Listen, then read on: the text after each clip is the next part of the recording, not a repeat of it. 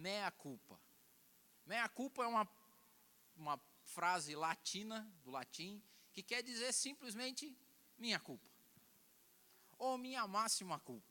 E eu queria te convidar a abrir a Bíblia no Salmo 51. E nós vamos ler um salmo de mea culpa do Davi, e a partir dali a gente vai seguir. Não tem som, Jean?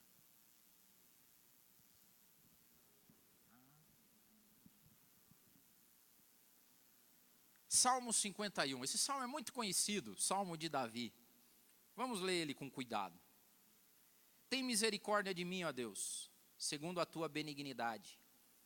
Apaga as minhas transgressões, segundo a multidão das tuas misericórdias. Lava-me completamente da minha iniquidade e purifica-me do meu pecado. Porque eu conheço as minhas transgressões, e o meu pecado está sempre diante de mim. Contra ti somente pequei, e fiz o que a teus olhos é mal, para que sejas justificado quando falares e puro quando julgares. Eis que em iniquidade eu fui formado, e em pecado concebeu a minha mãe. Eis que amas a verdade no íntimo, e no oculto me fazes conhecer a sabedoria. Purifica-me com hisopo, e ficarei puro. Lava-me, e ficarei mais alvo do que a neve. Faze-me ouvir júbilo e alegria, para que gozem os ossos que tu quebraste. Esconde a tua face dos meus pecados e apaga todas as minhas iniquidades. Cria em mim, ó Deus, um coração puro e renova em mim um espírito reto. Não me lances fora da tua presença e não retires de mim o teu Espírito Santo. Torna a dar-me a alegria da tua salvação e sustém-me com espírito voluntário. Então, eu ensinarei aos transgressores os teus caminhos, e os pecadores a ti se converterão. Livra-me dos crimes de sangue, ó Deus, Deus da minha salvação, e a minha língua louvará altamente a tua justiça. Abre, Senhor, os meus lábios, e a minha boca entoará o teu louvor. Porque te não comprases em sacrifícios, senão eu te daria. Tu não te deleitas em holocaustos. Os sacrifícios para Deus são o espírito quebrantado, e a um coração quebrantado e contrito, tu não desprezarás, ó Deus. Maravilha esse salmo, né? Ó, dica para você, essa semana, medite nesse salmo. Meditar não é ler rapidão, assim. Se acordar segunda-feira, acorda um pouquinho mais cedo, antes do café, antes de escovar os dentes, dá aquela espreguiçada. Abra a Bíblia, tá fácil, porque geralmente o teu celular fica no criado mudo. Então você levanta Salmo 51 e começa a degustar, assim, tipo, ler degustando. Tipo, tente criar empatia, assim, voltar lá na vida de Davi, entender. Porque a meia-culpa é uma das bases e um princípio basilar do cristianismo. Hoje as igrejas, em boa parte delas, elas estão cheias de pessoas que tentam se justificar por conta própria. Pessoas que lotam auditórios, mas que não se consideram pecadores. E a base da salvação é você se considerar pecador. A gente deu uma suavizada na palavra. Às vezes as pessoas pregam assim, mas se eu pregar isso, a galera vai ficar brava, nunca mais vai voltar na igreja. E a palavra do cristianismo, ela é um soco no estômago, cara. Mas ela é um soco no estômago que primeiro dá aquele... e depois você... Cara, que notícia maravilhosa. Só que tem que ter o soco no estômago. A palavra de Jesus e o evangelho, ele...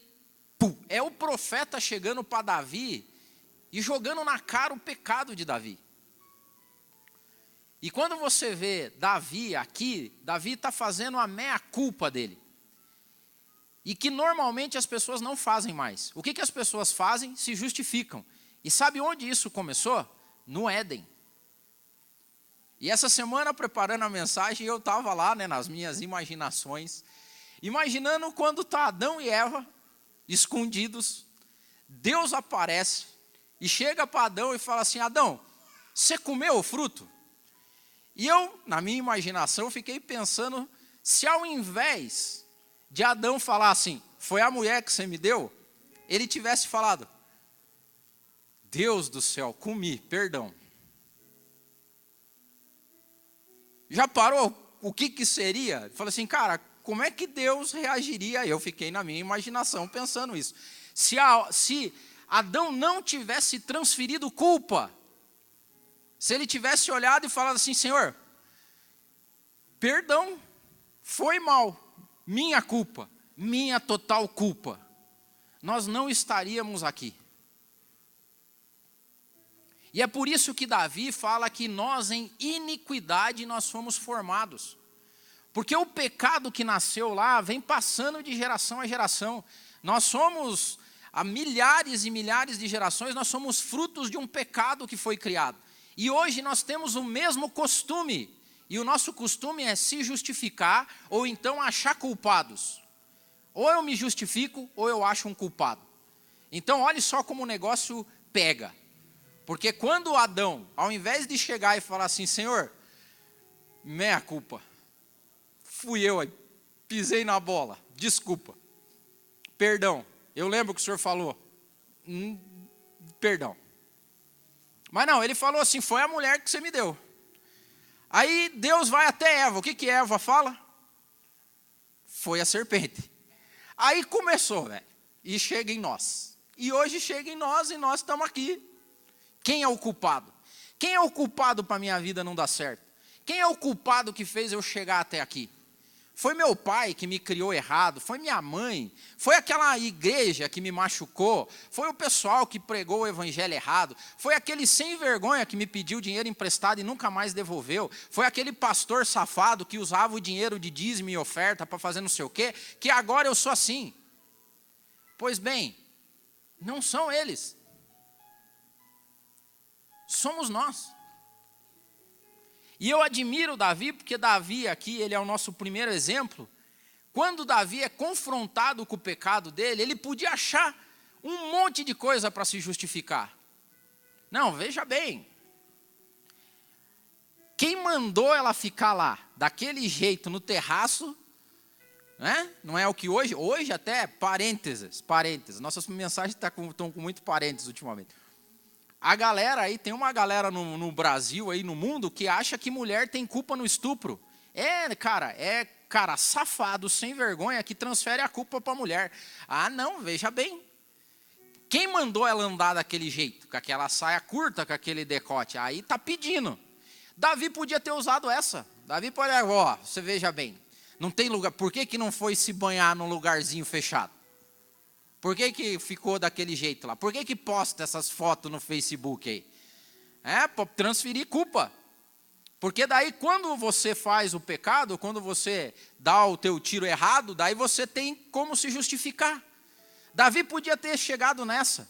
Davi podia ter falado do cansaço dele, do peso que era ser rei, da dificuldade que era ter um monte de mulher assediando, da dificuldade que era ter um monte de esposa. Cara, justificação tem de monte. E tinha de monte para Davi.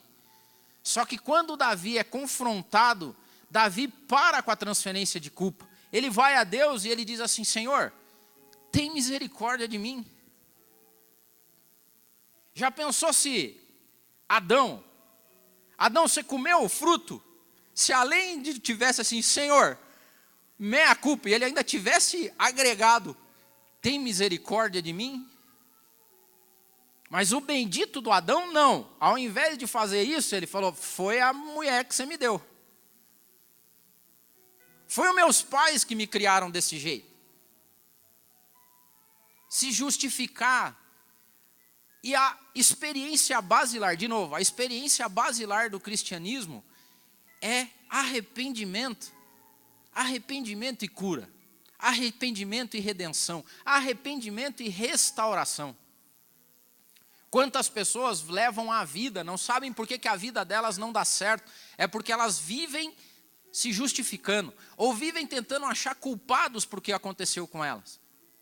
Ah, mas se o meu pai não tivesse gastado tanto dinheiro assim, se a gente não tivesse mudado de Francisco Beltrão para Pato Branco, se a gente não tivesse,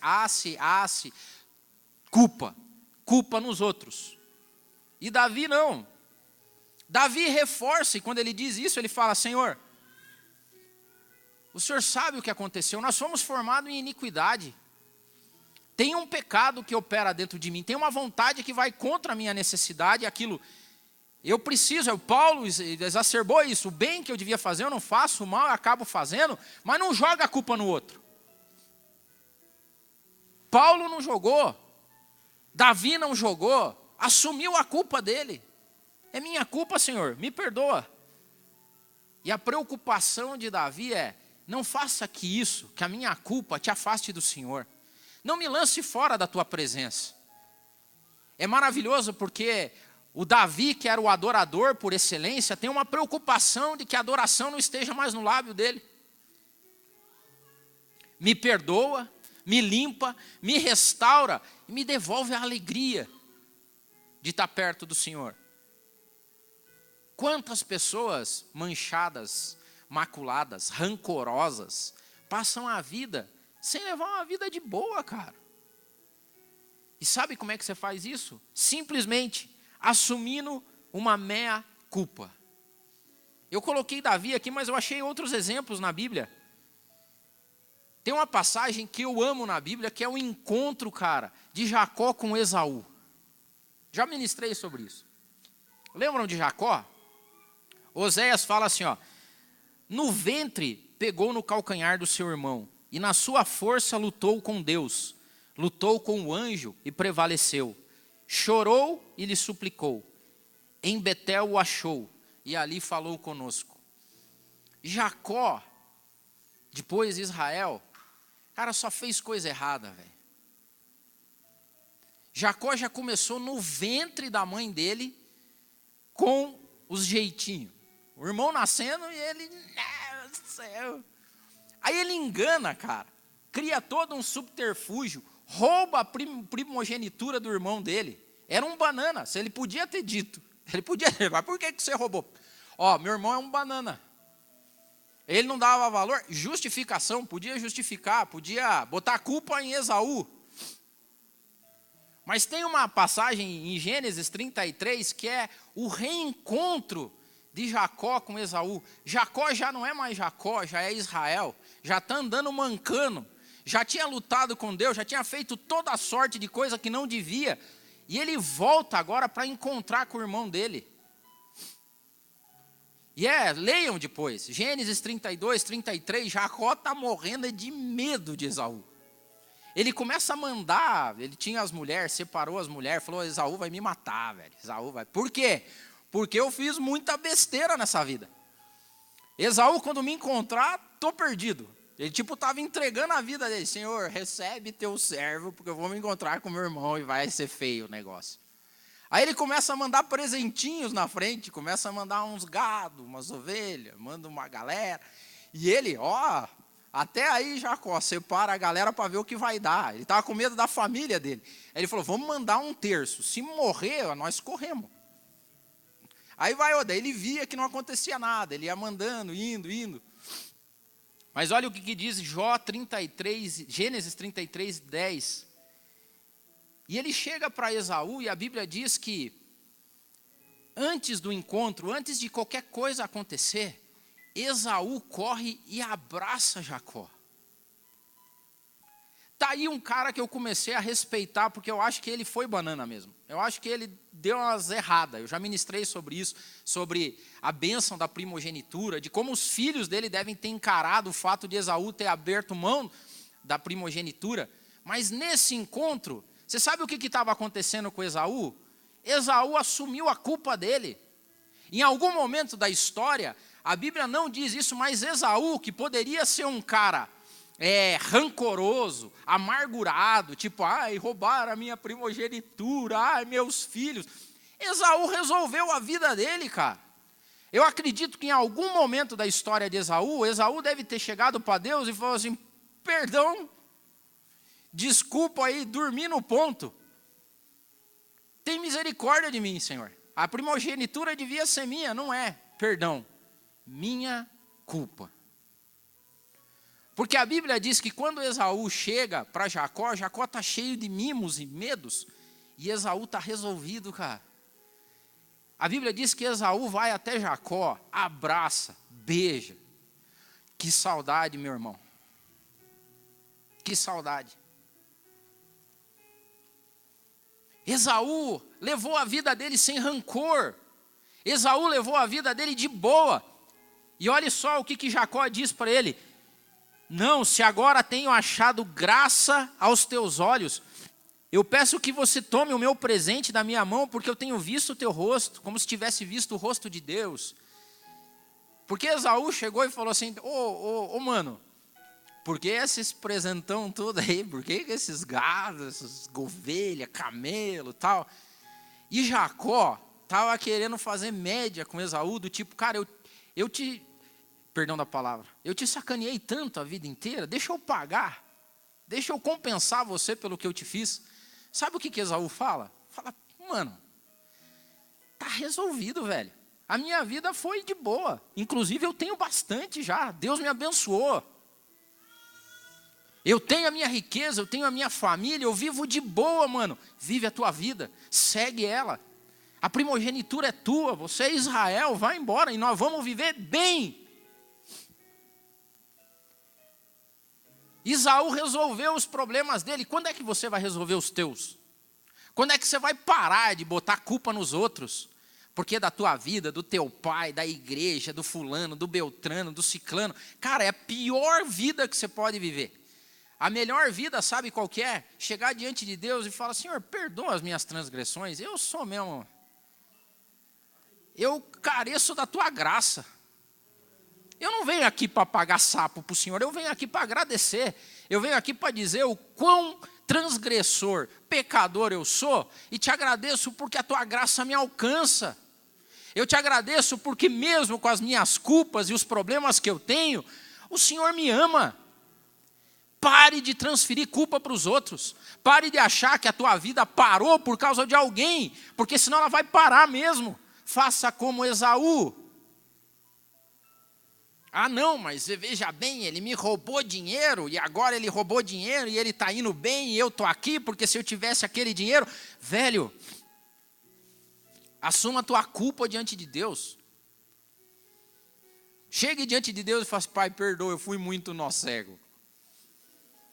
Cara, eu conto às vezes que eu já fui nó cego nessa vida. Eu fui muito nó cego já. Já emprestei dinheiro, dei, nego nunca voltou, devolveu. Eu boto a culpa no cara, teve um começo que eu era assim. Hoje eu chego e falo: Pai, perdoa aí, bicho, livra meu coração, porque eu dei uma mancada absurda. Eu fui muito nó cego. Ele deu sinais que ele era mau caráter, e mesmo assim eu fui lá e... Então o Senhor me perdoa. Nó ceguice geral minha. Não amarre a tua vida no cara, amigo. Não amarre a tua vida no teu irmão que te sacaneou. Não amarre a vida no teu irmão que ficou puxando o teu calcanhar, que roubou aquilo que deveria ser teu. Ah, não, porque não entre nessa vibe, porque o Evangelho de Jesus Cristo, a principal base é a relação tua. A Juliane falou aqui, Eclesiastes diz que cada um de nós vai dar conta daquilo que nós somos diante de Deus. Diante de Deus não vai dar para jogar mais ninguém na história. Quando nós estivemos sendo julgados pelas nossas obras, quer sejam boas, quer sejam más, não vai dar para colocar mais gente na conta. Nunca deu certo. Se essa fórmula funcionasse, tinha dado certo com Adão. Foi a mulher que o Senhor me deu. Aí Deus ia lá: pô, Eva, como é que você me dá uma dessa com Adão? Foi isso que Deus fez? Não! Aí, não, foi a serpente. Ô serpente, como é que você foi dar uma dessa? Não funciona esse negócio. Diante de Deus só funciona uma coisa: tem misericórdia de mim, Senhor. Tem misericórdia de mim, porque eu sou preguiçoso, eu sou nó cego.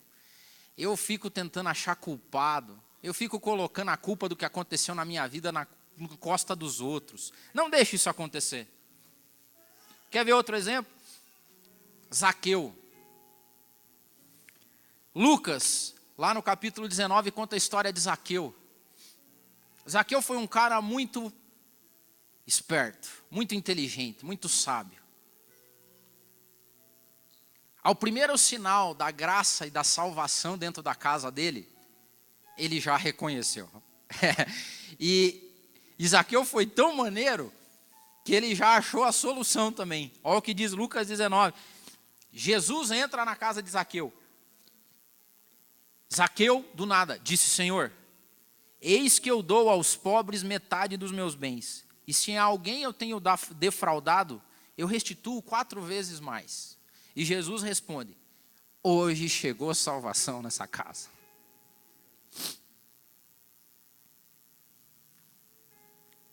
Zaqueu podia justificar: Senhor, veja bem, é que aqui funciona assim, né? Essa é o jeitão que funciona aqui na Judéia. Aqui o pessoal cobra uma taxinha extra. Nós que somos coletores de impostos, porque se a gente não pedir, o pessoal descarta, a gente descarta, entendeu? É porque aqui no serviço funciona assim, é normal o pessoal pedir um por fora. Não, mas é normal assim fazer sem nota. Não, mas é que não sei o que tal. Porque, cara, justificativa tem de monte. O que Zaqueu estava dizendo aqui é: tem misericórdia, Senhor, eu roubei. Aí o que é a resposta automática de Jesus? Chegou salvação nessa casa aqui, hein? Cara, quando que vai chegar salvação na tua vida? Quando é que Jesus pode olhar para você e falar assim: opa, chegou salvação aqui agora, hein? Um novo futuro se abre diante de você agora, porque agora chegou salvação, agora chegou restauração, agora chegou redenção. Agora a conversão é verdadeira e genuína, agora você deixa tudo para trás e agora a vida é nova. É o peregrino chegando diante da cruz e deixando a mochilona lá, cara. Chegou ali, ó, arrependimento. Num mundo que não admite erro, num mundo de pessoas que se justificam, num mundo de pessoas que querem achar culpados, chega a salvação a hora que você chega diante de Deus e fala: tem misericórdia de mim, Senhor, pisei na bola. Meia culpa. Fui eu. Isso aqui é tão importante que você tem que educar os seus filhos dessa forma. Porque toda vez que você em casa está com o teu filho e tudo que acontece na tua vida, você coloca a culpa no governo, no teu patrão, no teu inquilino, no vizinho do lado, o teu filho vai crescer achando que nada que acontece na vida dele, é culpa dos outros.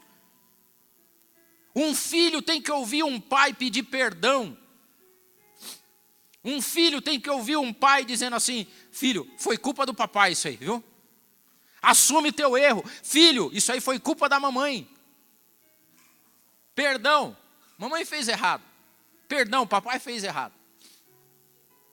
Não crie o teu filho tentando ele justificar a si próprio, porque a pior coisa que pode existir no cristianismo, pessoas tentando se justificar por conta própria, não vão conseguir. Quer ver outro? O filho pródigo. O filho pródigo resolveu a vida dele. Lucas 15, 18. Vou me levantar e eu vou ter com meu pai. E eu vou dizer para o meu pai: pai, pequei contra o céu e pequei contra o Senhor. Resolveu a vida do cara, velho. Resolveu a vida do cara. Pegou herança. O sonho é que o pai tivesse morto. Gastou tudo dissolutamente. Fez tudo, ó. Bebeu todas, cheirou todas, saiu com todas. Aí até a hora que ele fala assim: cara, isso aqui é problema meu, velho. Não era problema do meu pai. Não era problema do meu irmãozão lá, santarrão. Não era problema dele. Não era problema dos empregados. O problema era meu. Vou me levantar agora, vou ir até meu pai e vou dizer para ele: pai, pequei contra o céu, pequei contra o Senhor. A figura do pai representando Deus me faz entender que se Adão tivesse chegado assim: comeu do fruto, Adão? Ai, pequei contra o céu, pequei contra o Senhor, perdão. A estratégia do inimigo é fazer com que você transfira tuas culpas. A estratégia genuína do cristianismo é você se arrepender. Se arrepende só. Pai, pequei contra o Senhor. Pequei. E eu quero terminar falando do perigo de pessoas que não assumem as próprias culpas. Isso tem um reflexo muito ruim na tua família, na tua vida, nos teus negócios. A Bíblia em Juízes conta a história de Jefté. Jefté, ao contrário de Esaú, não resolveu bem os problemas dele, cara. Jefté nasceu de uma mãe postiça, nasceu no meio da galera, meio que filho rejeitado. Depois lê em Juízes. E a galera fazia bullying com Jefté, cara. É triste isso. Isso é coisa de filho adotado. Daí os outros filhos... Lembra? Já viu essas brincadeiras na internet? Que os irmãos se reúnem, pegam um e falam, você foi adotado. Aí começa a fazer bullying com o piá e com a menina. Jefté sofreu isso. Os irmãos falavam, ei, bastardinho, ô bastardo. Aí o Jefté, cara, ficou com esse problema no coração dele. Não resolveu os problemas dele, com as culpas dele. E foi viver no morro. Lá ele montou uma milícia. Só gente que não prestava se juntou a Jefté. Só que eles ficaram uma milícia poderosa. E daí o exército de Israel começou a ser desafiado por um outro reino. E os caras não tinham quem pudesse enfrentar. Eles foram procurar Jefté. E se Jefté tivesse sido como Esaú e falasse assim, cara, o problema não eram meus irmãos. O problema não era o bullying que eu sofri, o problema era eu. Perdão, vamos voltar aí junto, vamos fazer as coisas de maneira junto aí, vamos lutar aí. Nada melhor do que a galera lutar junto para voltar, né? Aí vão até Jefté. Só que Jefté estava de biquinho, cara. Começou a negociar. Não, eu vou, mas eu quero tal coisa. Não, eu vou, tá ligado? Agora, Esaú não queria a paga de Jacó, porque ele tinha feito. Falou, que isso, irmão, não precisa me pagar, não. Já resolvi minha vida. Jefté foi o contrário. Jefté falou assim, vocês me querem agora? Então tá bom, vai ter que me dar isso, vai ter que fazer isso, vai ter que não sei o quê. Aí depois que os caras falaram, não, tá bom, perdão, Jefté, perdão, a gente te dá tudo o que você quer. Deram. Aí ele se achou mais ainda. Aí ele começou a fazer picuinha com o exército inimigo. Resumo da ópera, a batalha era dificílima. Aí ele vai fazer barganha com Deus. E chega para Deus e fala, se o Senhor me der livramento, quando eu estiver voltando para casa, a primeira coisa que sair da minha casa me saudando, eu vou entregar em holocausto ao Senhor. Foi lá, Deus falou, beleza. Eu não queria fazer acordo nenhum com você, isso é coisa da tua cabeça, mas já que fez, vamos lá. Ele vai lá e detona os inimigos. Volta sendo, Jefté. Não tem nada melhor para um coração que deseja vingança do que ver os outros, né? Você na calçada da fama, no sabor de mel, e o cara que te magoou, você... E estava Jefté ali. Jefté devia passar e falar, aí, palhaço, viu? Quem que é o bastardo agora? Quem que é o bastardo aí? E volta para casa. Só que quando ele volta para casa, a primeira pessoa que sai para saudar o pai é a filha dele. A única filha dele. E o coração de Jefté era tão duro, velho, que a filha dele sai chorando dentro de casa e fala, né, se alegrando com a vitória do pai. Porque os nossos filhos se alegram nas nossas vitórias, cara. Aí ele olha a filha dele, se rasga todo e fala, você não sabe o que o papai fez. Papai prometeu a primeira coisa que saísse aí, que é oferecer em holocausto. Cara, Jefté podia ter, naquela hora, de novo, ele podia ter ajoelhado a Deus e falado assim, minha culpa, Senhor, perdão, tem misericórdia de mim. Mas não, coração duro, fiz um voto com Deus, tem que ser assim, vai morrer, minha filha. Sabe o que mais me impressiona? A filha dele era resolvida, velho. Olha o que ela diz assim. Meu pai. Uma menina. Sabe do que ela se ressente? Quando ele fala? Cara, eu não vou poder casar. Desejo da menina naquela época casar. E ela pede para o pai dela 2 meses para chorar a virgindade dela. Mas olha o que ela responde para o pai dela. Meu pai. O Senhor deu a palavra ao nosso Deus, faze de mim conforme o Senhor prometeu. Uma menina ensinando um cara já das antigas. Resolve a tua vida. Se o Senhor ainda não resolveu a do Senhor com Deus, eu estou de boa. Dá 2 meses aí para eu dar uma chorada na minha virgindade, volta e me sacrifica, porque eu estou resolvida. Cara, e ela voltou e ele matou, cara. Ô, vidinha difícil.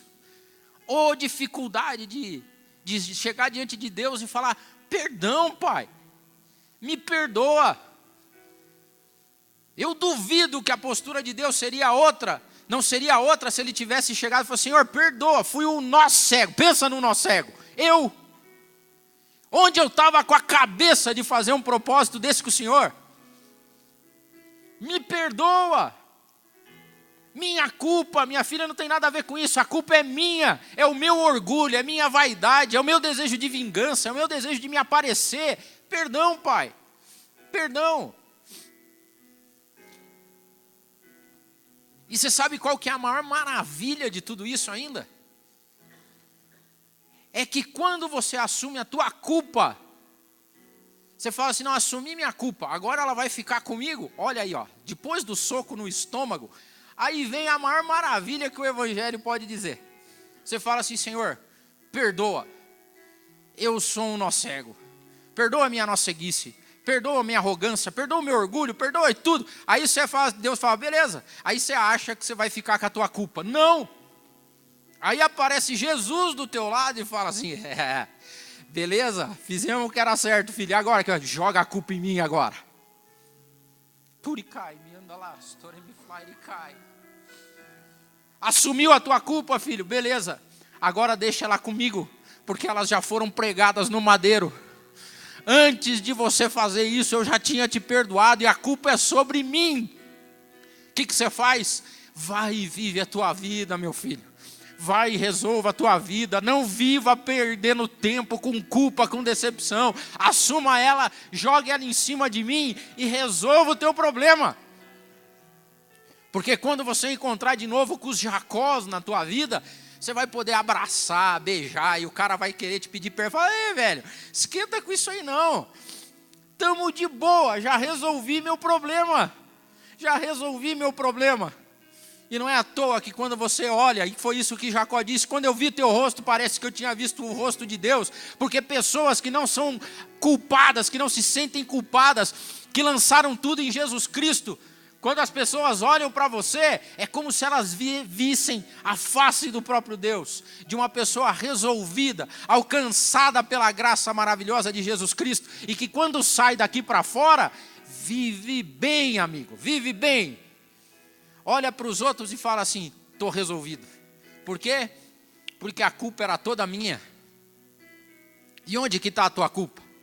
Está na cruz do Calvário, naquele que morreu por mim. E como é que eu vivo então? Feliz da vida.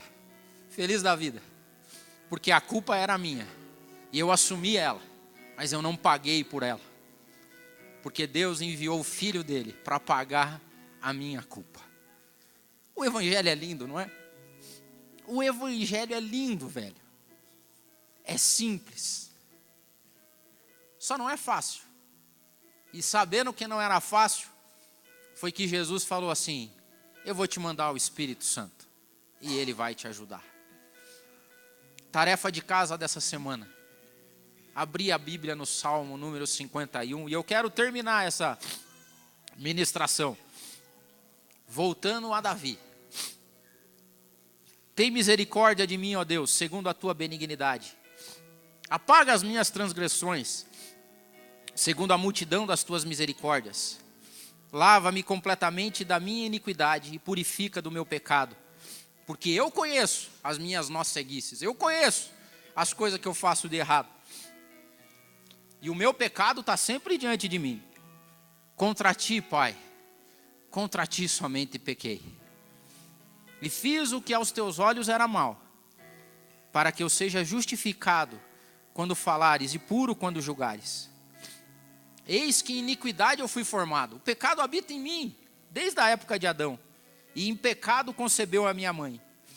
Eis que amas a verdade no íntimo, e no oculto me fazes conhecer a sabedoria. Purifica-me e ficarei puro. Lava-me e eu ficarei mais alvo do que a neve. Obrigado, Jesus. Obrigado porque a culpa é minha. mas o preço foi pago pelo Senhor. Aleluia. Na vida real, o maior vilão